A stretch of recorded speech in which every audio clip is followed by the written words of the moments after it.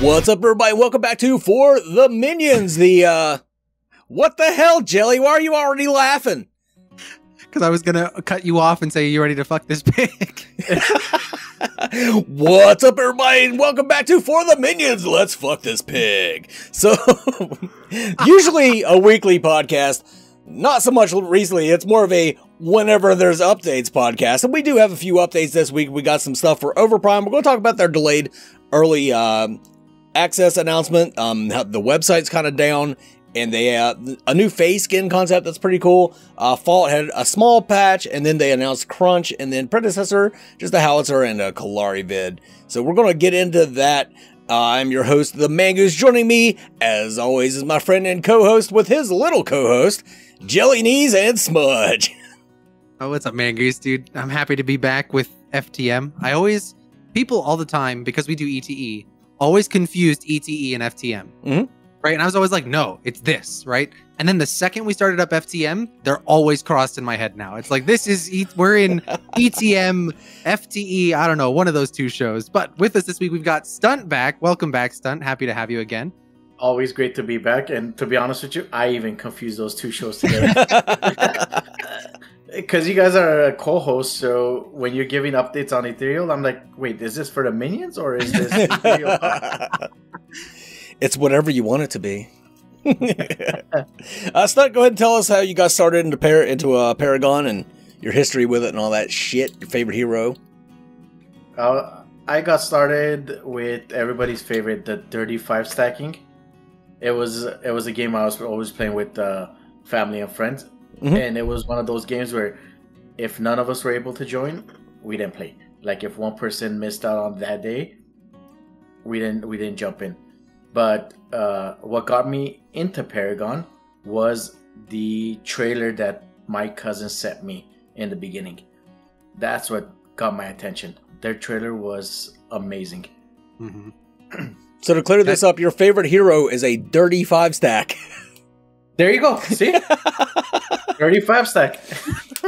No, I thought he said 35 stack for a second there. I was like, a 35 stack. Is there some meta that I don't remember? The whole family plays like, you're in charge of the Q, you're in charge of WASD, you're in charge of the ult. Yes. You're in charge of the right click. You get to move the mouse. It sounds like a great video that we could make right now. It's like, it reminds me, Jelly, of that time you played Fault with voice commands. Exactly. Oh, you played Fault with voice commands? Yeah. Yeah. It was insane. He played Chimera, like Q, E. Oh, man. Well, before we get to the updates this week, I got something a little serious to talk about. Epion, a member of the community, he streams Fault for the most part, but he does play all the other games. He is part of our community. Got into a major car accident. He's a firefighter. It was a head-on collision. Somebody fell asleep at the wheel and drifted into his lane. So he has multiple fractures. He's in a bad way. He's stable right now. He's going to live, but he's really bad off right now, and there is a GoFundMe for his family to help him through his recovery efforts. So if you are in a financial position where you can give and you would like to give, I will have that linked in the description below as well as the pinned comment below for the GoFundMe if you do want to give some money to help Epi out. But with that out of the way, let's get into these updates, starting with Overprime. Now, I did a video specifically about this last week, but we still haven't discussed it on the podcast, which is the announcement coming out of Overprime talking about how they're going to delay their early access release and why they were doing that and everything. So, Jelly, what did you think of the announcement coming out of Overprime? I honestly was pretty sad to hear that this was what was happening, but at the same time, I respect them for it, right? Because I think a lot of us felt this way, had way more fun playing Overprime during their last open weekend than I expected.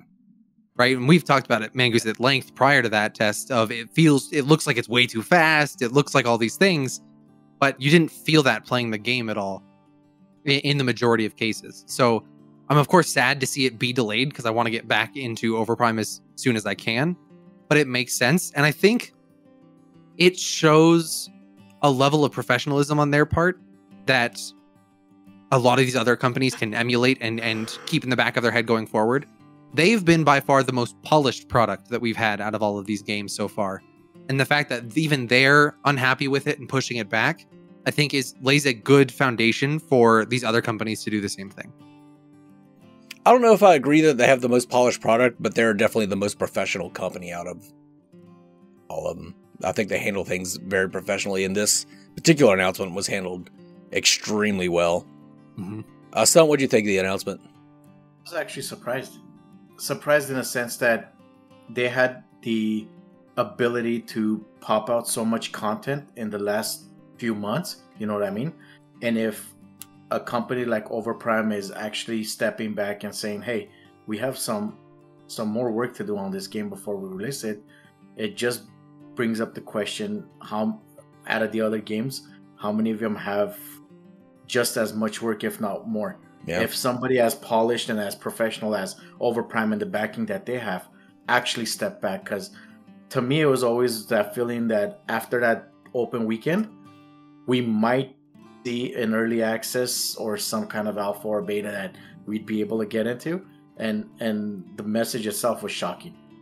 What they did was perfect. We've always talked about this, about giving us updates. If you're going to extend the time, let the community know so they're not on the wire just waiting for it. But it was shocking for sure. It was a surprise to me. And I think coming out of that last open weekend, at least for me, the biggest things that I wanted to change before I played the game next was basically all balance fixes, right? That it was respawn timers for certain things, it was mana consumption for certain things, the itemization being a little bit better. But those are relatively easy things to change. It's not reworking an entire system, reworking an entire mechanic. It's not any of those things. So I agree with you, Son, that I was surprised to hear they're taking a step back from it instead of just making some of those balance changes, even as a first pass, and putting the game out there. Yeah. What about you, Mangoose? What were your thoughts? Well, I think they developed the game to their taste and what they wanted within the developers and their internal testers. And then they got the feedback from the community, realized that the community wants something a bit different than what they had in mind, but they're willing to bend on their on what they want to do, which is really cool to see. I've seen that before from them. They were talking about travel mode because a lot of the Western audience hates travel mode, so they're willing to look into that and maybe remove the travel mode if it is a problem. But at the end of the day, they'll make their decision and go with it. And like we've already seen, the Western market is very small for them compared to the Eastern market. So I don't think they really need to cater to North America and EU to be successful. But like I said in the video too, I had no idea they had planned their early release for this winter. Like, I'd never seen any announcement or anything on their timelines that said early access this winter. Just that it would be this year. So I was like, okay. So it's not going to be, it's still going to be this year. So it's not really a delay as far as I'm concerned, but whatever. And I mean, they said that they're going to have another test very soon. What that means is up in the air, of course. But I would assume, depending on how that test goes, they're going to have a lot of these major changes that they delayed because of in this next test. And we could see something pretty quickly from them then thereafter, maybe even a summer release. And it's supposed to be a much longer test this time too. Thank God. A day and a half, and then suddenly servers were out, and you're like, wait a second, wait, I wanted to play more.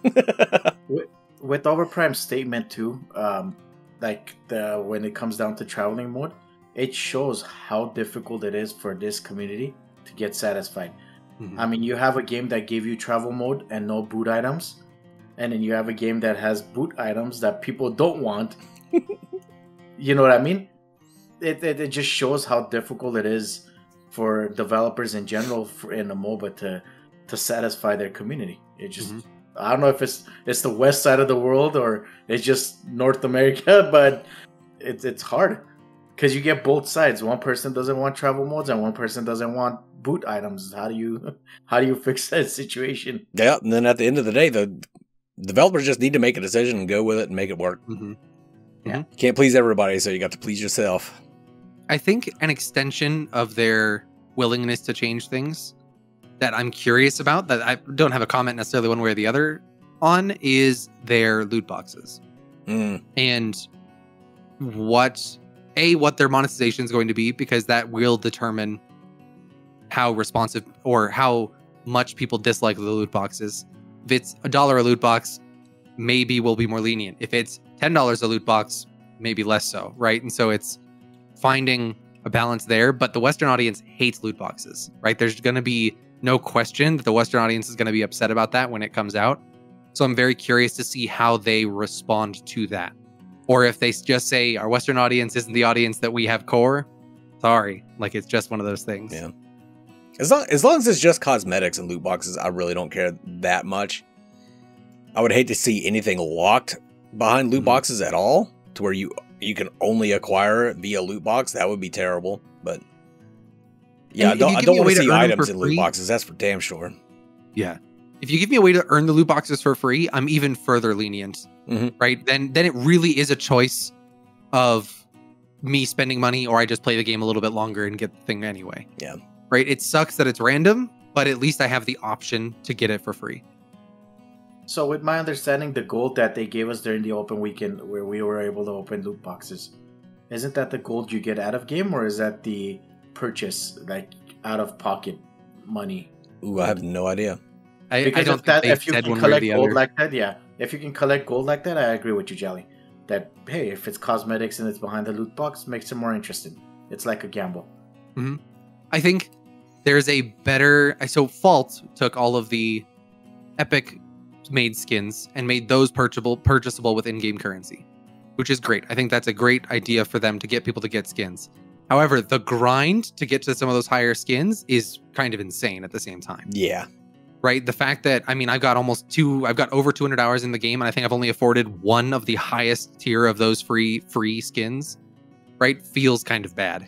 And it wouldn't feel as bad if it wasn't a skin that you had already owned in Paragon. You know what I mean? Like, yeah, seriously. I already fucking grinded this skin in Paragon. Why the fuck do I have to grind it in Yeah, that can really get under your skin.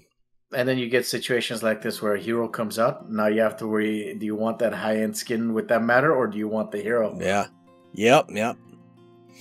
I mean, if just be a partner like me and you have access to everything. Oh, just be a partner like me. It's so simple. Just put in an application and they approve it right away. I'm going to go fucking Oprah on y'all.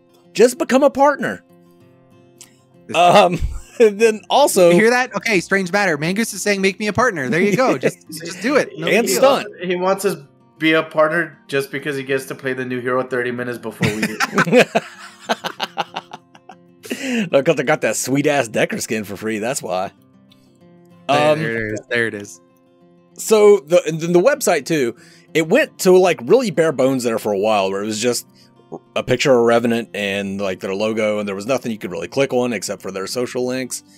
And right now, it just says under maintenance, so there is no Overprime website right now. That could be a good or a bad thing. I know their old website, it didn't match what was in the game. Like, they had the Fae as one of their heroes, but they didn't have certain other ones. And yeah, so I can kind of see why they took their website down. They probably wanted to make it match up to what the current game is like. And something interesting, little thing that I'm not sure actually means anything necessarily, but I am the king of finding things that don't mean anything, is their URL used to be overprime.co.kr, taking you to the Korean address, and now it's overprime.netmarble.com.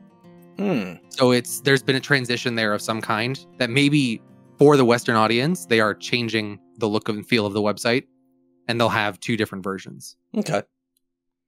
I'm not too worried about the website being down, but it was nice to be able to hop on there and look at stuff.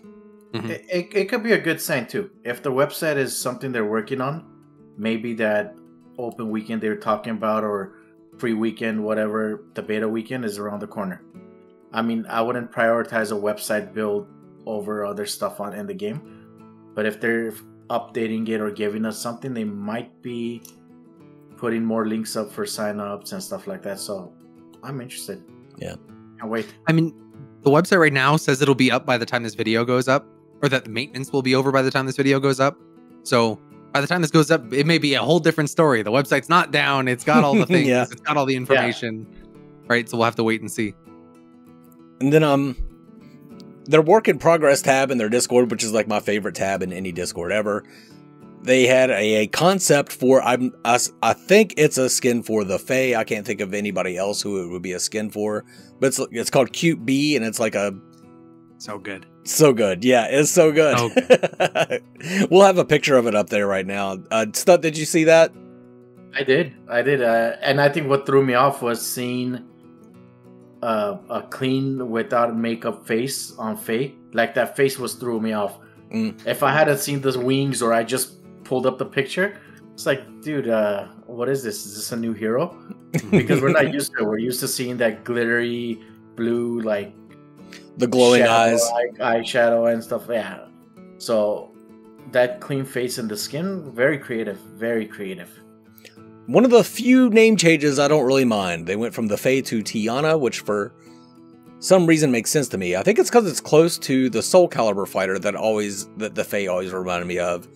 The one that had the big hoop. Yeah. Do you know what I'm talking about? Yeah. Fae always reminded me of her. I think her name's similar to Tiana. Fae remind you of her? I think it's just like the weird wraps around the legs and like the tattoos and stuff. I don't know. All right, Mangoose. Sure, whatever you say. The Fae has always reminded me of her. Always has. I think the crazy thing, the props I have to give to Overprime is that for characters I don't even play and have never really played, I look at some of their skins and be like, I'd buy that. Yeah. This Fae skin is one of those skins that I saw. I'm this on that hero now. What the heck? Yeah. I was like, this is great. Well, I would buy that. If I played Fae one time and had a good game, I'd be like, you know what? I'm buying a Fae skin, right? And then go right for that one because that's just, I think that skin is that incredible, and a lot of their skins fall under that for me as well. Yeah. The Prime that skin was out of this world. Mm-hmm. The giant scarab beast. What was Mud called it? Bionic mushroom monster or something like that.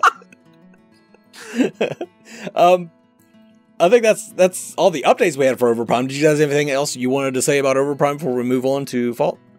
Nope. All right. So moving on to Fault, they had a very small patch. It just patched a few items, a couple balances, a couple sound effects and stuff like that. I think the main news about this patch was how small it was and what that means for Fault as a game. Because I think it's a good thing that they didn't have to have a massive amount of changes in this patch. Like they didn't have to fix this on the map or that on the map, or they didn't have this going insanely wrong. Theoretically, it means they're approaching that further state of balance where then balancing new items and new characters become the primary focus going forward, and not tweaking maps or tweaking everything herein, and making the game feel new and fresh and focusing on that is a bigger priority for them, which I think is great. Any opinions on the new patch, Stunt? You play Fault probably more than any of us. I'm enjoying it. I actually am. I still kind of get frame drops if Google Chrome is open in the background, or if like I try to capture a video for like YouTube or something like that. I still get frame drops, and it's pretty bad. It'll go from 120 frames down to 2 in a matter of a second. Oof. But in general, the entire game itself, it's pretty well balanced. They're getting there. They're actually, I think they're catching some of the issues before players are catching them. So I like that. I like that they're able to know what they're looking for. If they're doing an update, know what might have an issue, and they fix it right away. I like how they enjoy invalidating my videos a week after I release them. That's always fun, because I did that video about Grim. They immediately fixed that next patch. This time I took a clip from Easy Ed's Twitter or Twitch and posted it with Countess flapping her arms as she flew down. That got fixed in this last patch. Welcome to the club, Mangoose. That was me with Ethereal a year ago. Released a video, literally 6 hours later, they're like, oh, well, that's not a thing anymore. Great, thanks, guys. Much appreciated. Fuck you guys. Now, the biggest news out of Fault. They announced their new hero. Mangoose isn't excited at all for this hero. Nah, I could the worst hero in the game. I could do without him. It's just crunch. That's all. I mean, yeah. I mean, Wukong would have been way better. Yes, fucking Crunch. Oh, I mean, they have Richter. They've had my favorite for a while now, but they don't have the Fae yet. But now they've got Crunch, so they got my. They're getting closer to the top 3 for me. And a lot of people predicted this based off of how excited I was for the new hero, because I knew who it was going to be for a while.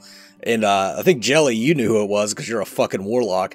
But, that's me, dude. I months ago was like, oh yeah, Crunch is coming. Yep. So Stunt, what do you think about the addition of Crunch? I think every time I see your name in the solo lane using Crunch, I'll just alt F4. Oh, I'll be in the jungle too, baby. I think deep down inside, I was waiting for Crunch.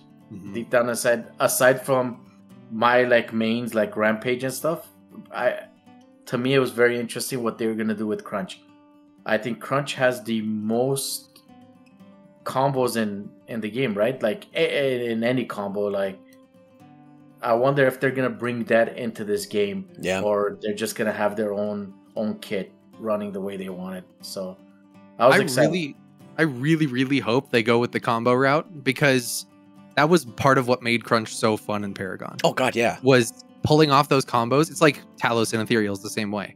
Pulling off those combos and weaving your abilities and doing it just right and getting the right thing just feels so good that I feel like for people that played Crunch originally, if Fault changed it to just have a normal ability set, I feel like that would just feel off. Like I wouldn't be able to play Crunch anymore the same way, because it wouldn't be Crunch to me. I would be irate if he didn't have combo. I'm sure you would.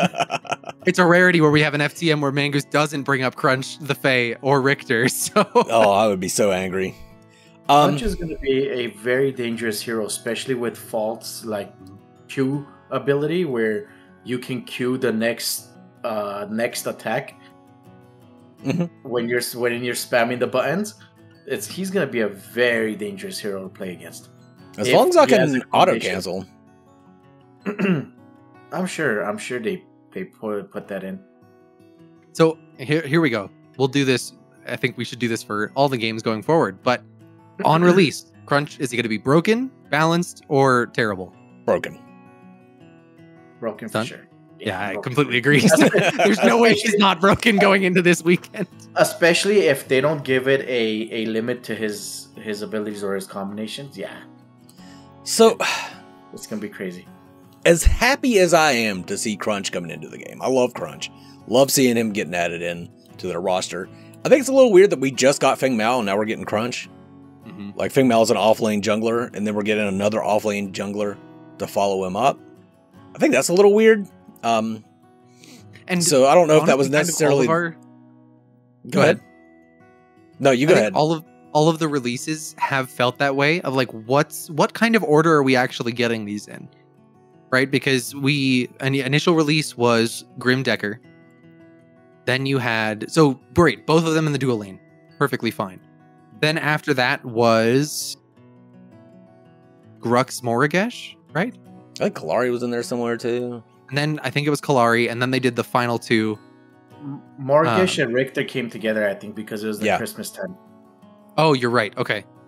And then it must have been Grux, Gadget, or Kalari, and then something else. Yeah, right. Gadget. So we've had a lot of emphasis on supports and a lot of emphasis on offlane junglers. And mid lane has been kind of lacking, and even carries have been kind of lacking.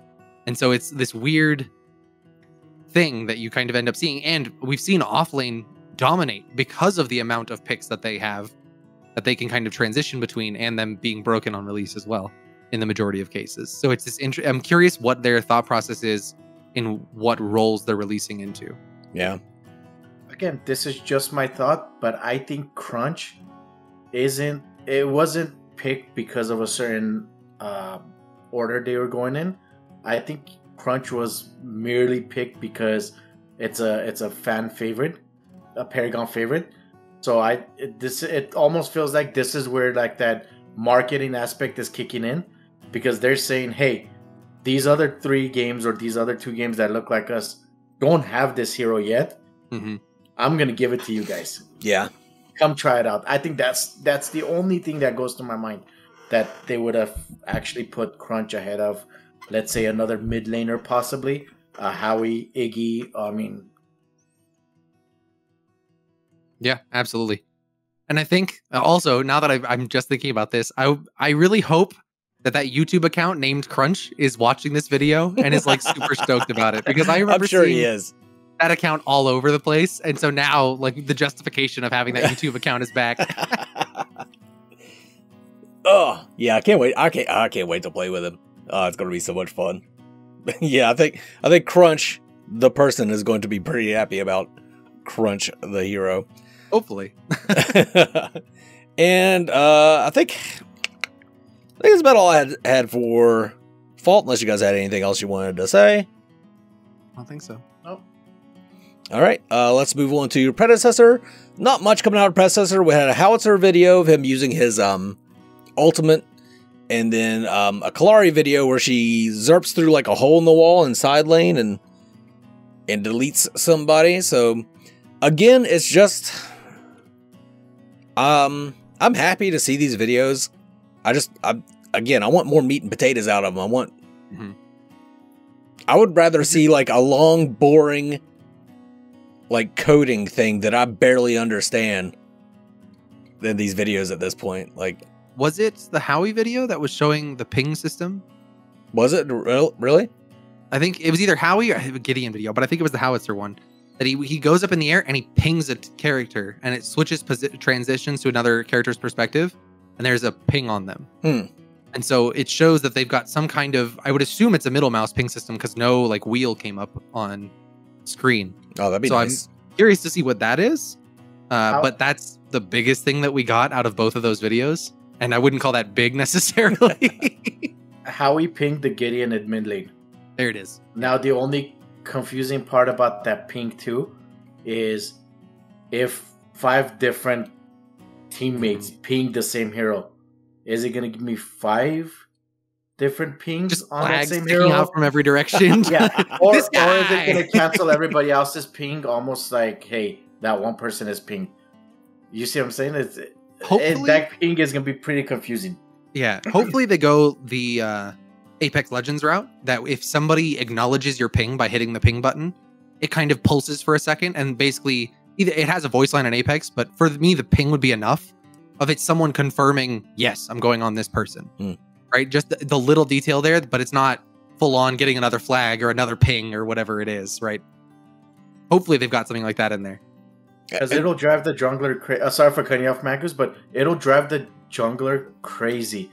If I'm trying to gank carry lane and I'm getting pings in mid and in solo, and my map has all these little pings on, or my vision has all these little pings over people's heads. Yeah, I absolutely. don't know how that's going to work. Only the jungler's allowed to ping and Howitzer.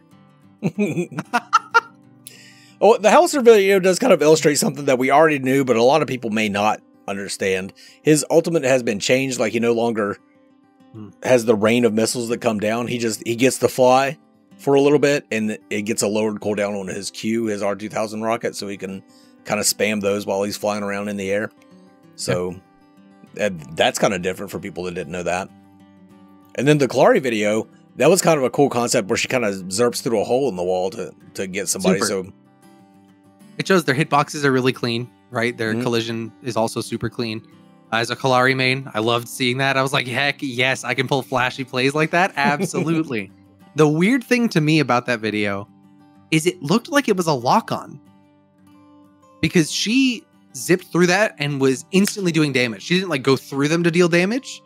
It, to me, felt like she locked onto the person and used that to go through the hole and perfectly deal the damage and kill them. And I don't know if that's I assume that they're doing that in the sequencer in Unreal Engine. So I don't know if that's just the sequencer making it look staged, or it being really staged and all those things, or what the deal was there. But I'd be very curious to see if it is lock-on now or not. yeah. Kalari becomes really dangerous if that becomes a lock-on. If she locks on that ultimate... Overprime. That was my exact thought process. Yeah, but Overprime was more of a combination of stuff. I'd understand the lock-on, but a Kalari with an ability like that, and alt that where she twists or turns or whatever towards the hero, and you lock that on automatically. And she's got double 20, daggers. 30 kills a game. She's got double daggers in Predecessor. So you can slow people twice and then lock onto them with your ultimate. Oh, yes, please. Where do I sign? I think this is great. Don't ignore Stunt, guys. I think lock on, the way to go. I would love that. Thank you. But only for me. The enemy Kalari is not allowed to lock on. Let's make her knives lock on, too. Let's make those daggers lock on. Why not? Yeah. I like this. I like this plan. I mean, people hated Kalari and Paragon, hated Kalari and Fault. Might as well do it to the other games. Exactly. See? Jelly will screw up Kalari. Pretty sure they hated Kalari and Overprime too. I think you should make it her knives reset when they hit. So you just get unlimited knives every time you hit somebody. Oh my god! No problem. Yeah. Feng Mao. There you go. It'd be like I mean, that sounds ridiculous, but that's how Wraith's fucking snipe worked. Yep. if you killed even a minion with it, you got all the mana back and it reset the cooldowns. You could just ka-tang. Loudest fucking hero on earth. Because it is ridiculous. Because it was ridiculous on Wraith. It really was. That's all I got for Predecessor, unless you guys have anything else you want to talk about. I don't think so. All right. Ethereal, nothing out of Ethereal, nothing out of you guys. You guys been quiet. What's up, Jelly? I don't know, man. We're just being quiet. All right. We're just hard at work on that roadmap stuff. We talked about it in the last community corner if you guys didn't see it. We put up a roadmap, a lot of the information that's on there. We're kind of being a little more dormant while we work on a lot of that information so we can come out the gate swinging when we come into that next test and go really hard on all that stuff. Right on. Stunt, anything to say about Ethereal? A whole new world. Ethereal is a different game. It's amazing. Ethereal is fun. Yeah, for everybody out there that was like, there's a lot of people that seem to think that Paragon should just be laid to rest and just do not disturb, rest in peace, but they still want like a third-person MOBA. Check out Ethereal, because that's exactly what you're looking for, a whole new experience in the third-person MOBA genre. And you guys haven't even played on the new map yet. It's literally a whole new world, man. Like, it's crazy. If you're bored with easy concepts and spamming buttons, try Ethereal. There you go. Yeah. If you want to pull some flashy fucking plays, go play some Ethereal. That's for damn sure. Absolutely. So I think that's going to close it out for all the updates. I'm not even going to worry about the poll. I'll try that again next week. I didn't update people about the poll, so nobody really voted. So we'll move away from the poll. The discussion topic. Now, what we're going to be talking about, we already kind of touched on it a little bit when we were talking about Crunch, is who would you like to see added into any of these games next? And I kind of wanted, just from different perspectives, I told you guys to pick one or two in case we each picked the same one. So let's start off with our guest, Stunt. Stunt, who would you pick to be added in next? I picked this hero, Revenant, for one purpose. Because Revenant, in my opinion, out of all the heroes, has that one alt that these companies can get really creative with. I'm curious to know how they're going to pull it off, because it's not easy. I didn't play Revenant too much in Paragon. I don't remember if you alted a person and you were on their tower. Did you still get hit by the tower? No. Did you get damaged? So I'm curious to know how the three games, Fault, Overprime, and Predecessor, are going to pull this off. Like all the other heroes, obviously the abilities are pretty close. A little tweak here, a little tweak there, we kind of know what's going on. So Revenant, I picked Revenant just for that purpose, because he's a very difficult hero to code. Very difficult, especially with that alt. Now, Overprime has already shown that Overprime had Revenant, so they've shown that they can at least have a version of the ultimate. I thought it worked pretty well. I don't think I touched Revenant other than, beating his face in with steel, but I didn't play him personally. Scott Van Goose. Scott.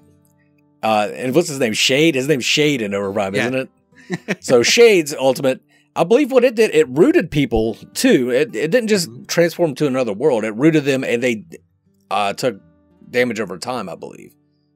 Is that right, Jelly? I know you played a little bit of Revenant. It dealt a burst of damage, I think, as well. Oh, okay. If you were on the other side of that alt, how easy was it for you to catch up to Revenant and him? Did it stop not you? Or very. like, it basically relied on you having some kind of gap closer because his distance that he could use his ultimate was fairly large, actually. And most of the time, the only time, if he was trying to get away from me and use that to give him just a little bit more space, the only time I caught up to him was on Kalari or Shinbi. Either because those two have the longest dashes or dash resets that allow you to do that. But if he wanted to get away, he's gone. because I didn't play him. I mean, I don't know if he gets an energy boost or he gets a health boost when he's in that alt form. He does extra damage, I think it is. Yeah. That's one of those ultimates that can easily be overloaded or underpowered, right? Yeah. And so I think Overprime did a good job of kind of finding that balance. I don't think Revenant was necessarily balanced outside of the ultimate, but I think that ultimate itself was relatively balanced. You think he was overtuned or undertuned? I would probably say overtuned by a hair. Really? Yeah. Okay. I think he was. It's one of those skill things. Revenant to me was a complicated character in that you have to manage his bullets, but his kit was straightforward outside of that, right? Because you had that balance. I think Revenant and Overprime, his kit was a little more complicated to use effectively, but when you did, it just destroyed people. Because I was, by the end of that open weekend, that test, the Revenant players that were playing him all weekend were destroying consistently.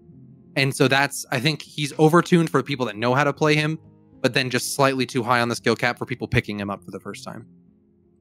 I think his ability to reload where you have to press a button is what confuses a lot of Paragon players, because you're not used to that. You're not used to having to reload. Murdoch doesn't do it. Nobody does it. So when I tried it in the practice arena, at the moment, I'm like, dude, my bullets ran out. What next? What do you do Now to what? reload this though? Now what? I get 4 shots all game. I have 20 minutes, 4 shots. I think Revenant is also a good choice because kind of what we talked about with Crunch a little bit. You have fan favorites, then you have cult favorites, I think. Like, you have people that everybody liked, like Decker. Decker's a hero that everybody knew and liked, and she was just a well-liked hero, but she didn't really have the following that, say, Shinbi had or somebody like that. Revenant's one of those that had a following. Like, people that loved Revenant fucking loved Revenant and would play the game just because it has Revenant. Absolutely.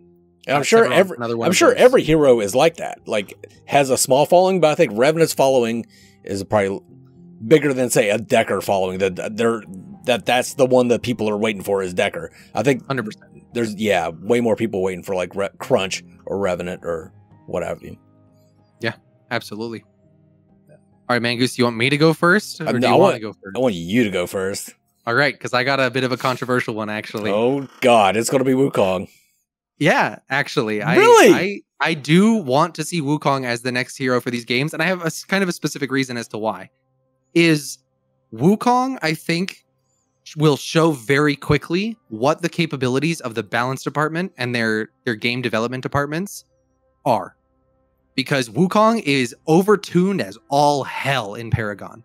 And there was a reason that they couldn't nerf him far enough to keep him down. Because great, you've now nerfed this thing that was oppressive. Great, there's 3 other mechanics that are oppressive now. Oh, you nerfed all 3 of those? Great, this one's now oppressive. To the point they basically had to completely gut him. And then he was unplayable. Right? And so, but then they didn't like that, so they had to bring stuff back. He was a balance nightmare. And I think from that perspective, I want to see Wukong implemented into these games to see where they go with it and how they address that balance nightmare. Because Wukong had a cult following, not as much as like Revenant or anything. But those players, you're going to have to appease those because they'll come back to the game for Wukong. Even if they're the edgelords that just wanted to stomp on towers all game in a 5-minute game. But you've also got the stance switching for Wukong. And I think that's something that none of these games have gone too far into. Grim and Fault I really love because of the stance switching. But it's kind of a very base version of that. Yeah. Whereas Wukong was way more fleshed out in this full stance switch. And I think that is a concept that is very difficult to balance in and of itself. And so I'm curious to have a stance switcher in there that really rewards the high skill cap players.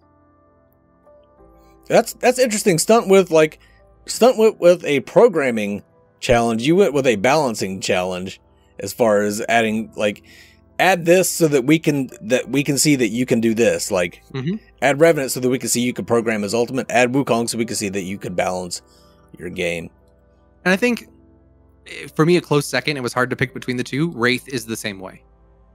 And that I would say Wraith falls under that balance that you have to have a very key understanding of what the balance is in your game for Wraith to be put in the game and not be oppressive or useless all the time. See, that's my pick, but I'll get there to you that. go. Perfect. Then we'll get into it right now. Let Stunt. We haven't given Stunt a chance to talk about Wukong, and I have a few things to say as well. Even though I played with Wukong, to me, when you have a hero that has the ability to escape and has the ability to attack, and in a perfect condition, he didn't have issues. To me, a good balance of Wukong was get rid of the ability to escape, get rid of that stance, and just let him have pure power. You know what I mean? So people actually learn how to pick fights. I mean, how many times we've all experienced it? A Wukong jumps tower, hits you, ults you, leaves his little clones behind, and is out of there before you can even move. Yeah, pinballs you around, and by the time you realize which way is up, he's already gone. I think absolutely, and that's something about Wukong is we were talking about, the cult following that'll bring people into games. I think Wukong is the only hero that would push people away from a game. Oh yeah. They added Wukong? Oh, fuck that. I'll wait. And I think Wukong is the worst version of Kalari. Because Kalari also had that same issue where she could go in and get out with no strings. Right? That, I invis to get in, I dagger you, I ult you, I do whatever I need to do, double jump, invis, and what are you going to do now? You can't. Yeah. Right? And so Wukong took that to a whole other level. And people were already pissed off about Kalari, so then Wukong just absolutely floored people in that regard. Yeah. You have Kalari's escape and Boris's perfectly assembled kit. Because Boris is like that too. That kit is overpowered. No matter what you do, Boris is still do whatever you want. Yeah. What I say, he had four ultimates and one basic ability. Yep. Boris has been toned down since then, but yeah, I don't know. It would be nice to see Wukong just to see how they could balance him. I like that. I like that choice. You guys, what do you want to get into mine? You want to talk about mine? Let's do it. All right. So, I mean, Jelly already brought it up. Wraith would be my pick. Not because I was a huge Wraith fan or anything. I did enjoy Wraith. He was a fun hero, but I would like to see Wraith get added because of the variety of roles that he can play. He could be off lane, mid lane, ADC, or support. You don't see many that could be ADC or support, you know what I mean? And Wraith could do both because of his rewind ability was an excellent support tool to keep your ADC out of trouble. And he had his ward just on command. And he would fill it, and then you could just take him to mid lane. You could take him. I think he's just a great all around hero that would be an excellent addition to any of these games. Just to fill out the roster and have more picks for everybody. Yeah, and that's my only real reason. I completely agree with you. I think there's some things about his kit that have to be looked at, right? The reset on his Q, of course, can't be a thing, right? Or it can't be as easy to execute in that regard.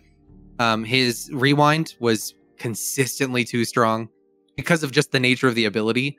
I would love to see some kind of activation mechanic rather than just let me press a button and bye, right? Like have it be I have to EQ them, or I have to see them on a ward and then press E, or whatever. Give it some kind of extra thing to get that bonus effect, right? Have it have some kind of base weaker version, but to get the full-fledged rewind, give it some kind of extra effect.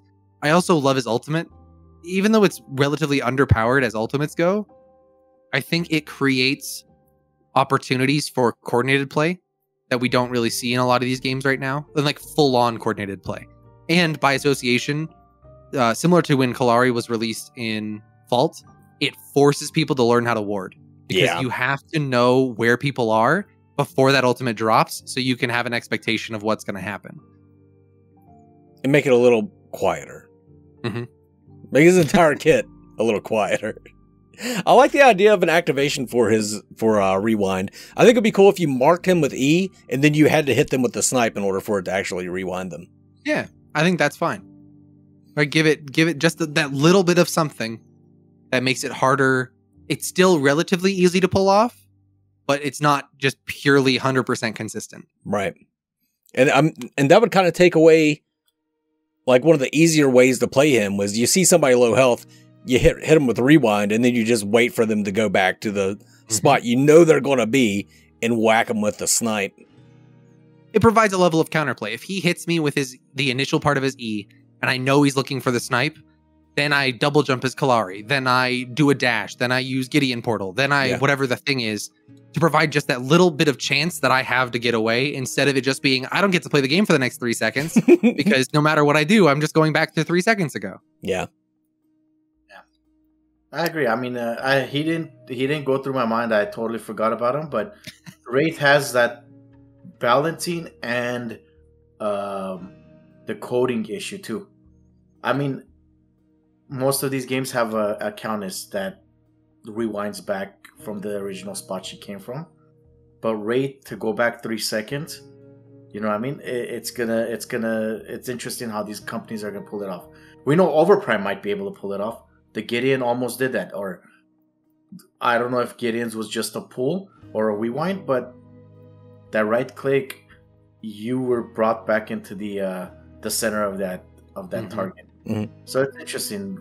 Wraith has both a balancing and a coding challenge.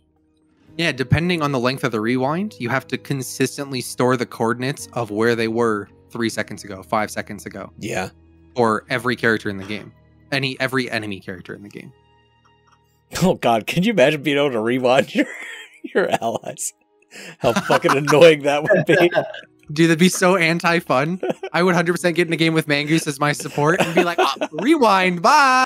Chimera's just going in, and he's just gone. You know what I see happening when that happens? You jump in with the Countess, you jump in with a Fang on their tower, you're barely out with 5% health, and somebody rewinds you right back on their tower. It would be worse than FaZe. Oh, shit. All right. You know how many times it's happened with FaZe? That they pull you and you jump into tower? You're like, dude, you're supposed to pull me the opposite and not slingshot me back into tower. They just freak out sometimes and pull. Just pull. They just pull. Just do the thing. I think that's about all I had to say for the topic discussion. Unless you guys had anything else you wanted to add to what heroes you wanted to see next? No. You guys let us know in the comments below. Let us know what hero you would like to see added to any of these games next, and for what reason. It could be just because you like them. That's fine by me. But yeah, that's going to about wrap it up. Let's move on to plugs. Stunt, you got anything you want to plug? Just my Twitch channel, Stunt_V. Right on. He's got a pretty badass logo. I don't know if you guys... Thanks to Mangoose. This guy, yeah, I was going to say, Mangoose designed that nonsense. Not only did Mangoose design it, it's going to go on a hoodie right now. There you go. Oh, sweet. I'll go buy that hoodie.